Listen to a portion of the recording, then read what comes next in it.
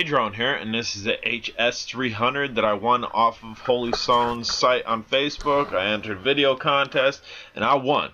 So if you were over there and you click like, I appreciate y'all. This button up here is how you start the video. I do have the camera on it, and this button right there will start the motors, and then we just throttle up. This is an altitude hold drone. This is a clone of the X8 from SEMA, but a better clone. This does have a nice camera on it. I'm not going to put the camera footage in this just because I don't want to integrate it. I just really want to show you the flyability of this drone and the profile of it with the camera on it.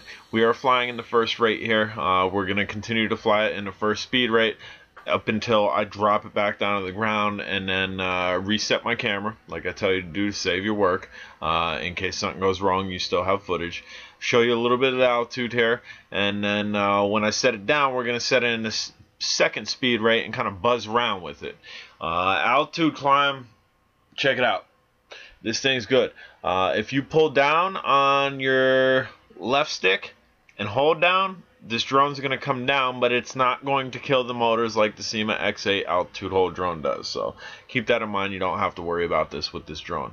I will tell you though, if you've been coming down for a long period of time, you'll see it here. I'm coming down. I'm coming down with great speed, and I didn't pull up high enough, and I kind of bounced the legs off the ground a little bit. Nothing broke, so that's definitely a good thing.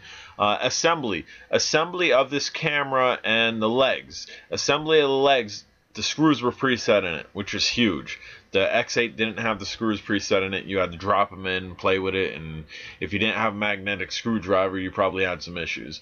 The camera itself, again, the mount is different from anything that I've seen on like an X8 or even Alcenma or X5C. It's completely different. The mount itself screws into the body, and again, those screws were preset. And guys, if you can't see this, put it in full screen. I never lost sight of this drone. I kept it in good visual. Look at that sky. That is dope sky. That's one of the main reasons I do this. I like being a fresh air kid, but also because the drone captures that sky from a different angle that I can't see it. Center of your screen, direct center of your screen, you should be able to see this really good.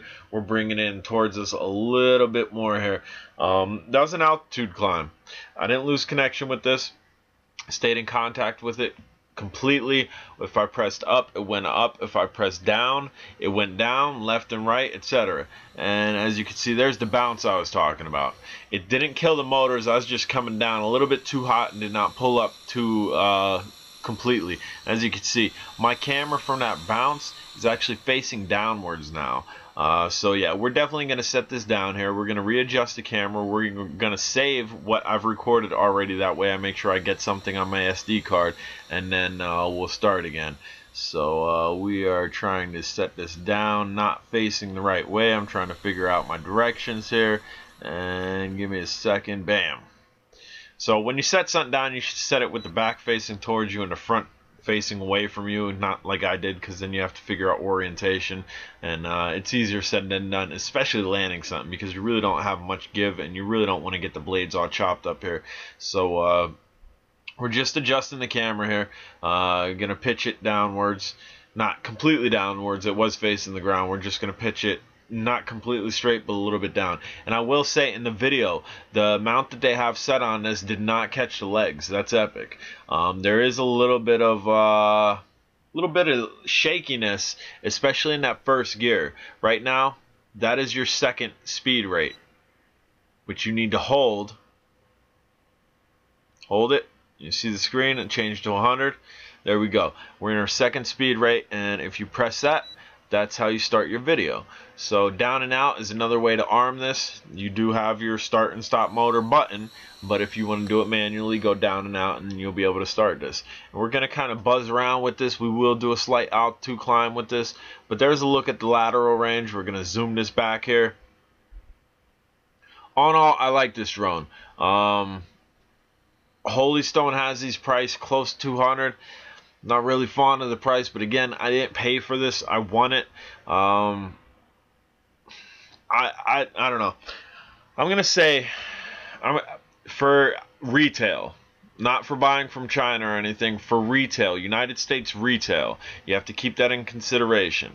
United States retail 140, 150 is fair for this. You pay a lot higher for a lot other drones, like I think SEMA. I think the altitude hold SEMA, you're paying 100, 120 and change for retail. And here's a little altitude climb for you again. And this is definitely better than that drone. I'm saying this is better than that drone because it doesn't have the stupid feature. It seems to have a better camera and a better mount setup than that drone does. So that's where I'm getting the price markings. Is that high? Yeah, I think it's still high, but you have to understand this is probably rebranded and was probably redone and probably remodified and repackaged. So Holy Stone, I believe, is a United States company. I mean, I'm sure they're China-based, but as far as like it's being directed to the United States market. I don't know if other countries have access to Holy Stone or whatnot, but for the retail price, I'm going to say that's probably the price of it. The $200 mark, I'm going to say is high on it. Not going to lie to you. The free mark's all day. If you can get this for free, grab it. If you could get this second hand that you know it wasn't beaten, grab it. This is a raw flyer. I'm showing you it's a raw flyer. If there's a way to turn this altitude hold off on us, what? This would be king. This would be top on my list. But even with the altitude hold on this and the second speed rate, this thing's able to buzz around. It's able to fly. Go ahead and get up close here. Show you a really quick look at the drone in flight with that dope sky behind it. This is a good flyer. Altitude hold is holding. It's not bouncing all over the place, so that's good. And we're going to punch out and twist around. And lightly bring it back towards herself. And again, I'm just trying to show you a quick look at the quad here. That way you can see what it's going to look like if you're flying close to yourself. There's a partial funnel. We didn't go tight with it. There's a slight punch out funnel. And we're going out a little bit. We're going to jetpack towards ourselves here. And I will do some speed runs. Give me a minute and I will jet this left to right speed runs to show you what type of speed this is dealing with. Because it has a decent amount of speed to it. And there's a look at it again. And bam, there's a little puncheroo. That's good punch. That is good punch for a brush drone, man. And here we're just zipping around. I like it. I do like it. Again, if it had an option to turn that altitude hold off, this thing would be a beast. It's a beast right now, but it would be a beast with an exclamation mark behind it. This thing gets good range, climbs good altitude, and right there we are turning off our footage and restarting it. Again, I do that to save my work. That way I constantly have footage. Because sometimes with these drones, when they shut down, you can't stop the camera, and you have to turn the drone off, which turns the camera off, which screws up the file, and then you don't got nothing. I'm not about that. I fly for the fun of flight, but I also fly to see what the drone saw, because I can't see it. Unless I was in a helicopter or an airplane, I can't see it. Bam, there's a buzz pass. We'll do that a couple more times. That way you can see a little bit of speed on this. This thing's coming in hot. This thing has some speed to it.